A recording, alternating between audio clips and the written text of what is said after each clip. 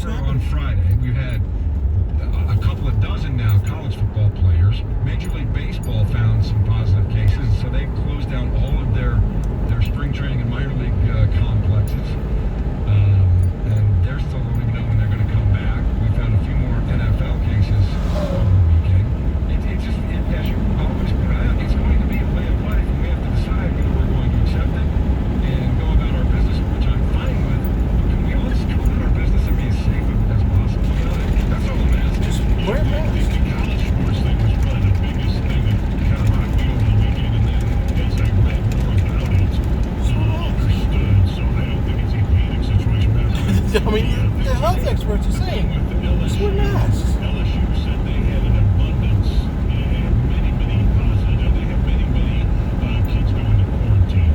And so as the next report comes out, they said, maybe over 30 possible, or maybe over 30 were put into quarantine. And then they had a quote from one of the people involved there, and she said, "This is exactly the way we expected it. This is working exactly the way we want it to." So I guess I would just caution, and I'll explain it in a second, but I just caution to read fully into what everybody's saying here. What they did was, they did not say exactly how many positive cases they had, but they quarantined at least 30 people, because the first thing when you find a positive test is what do? You trace back. Try it as close as you can.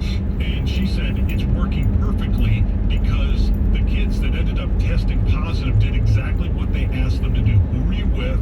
They went, talked to those people.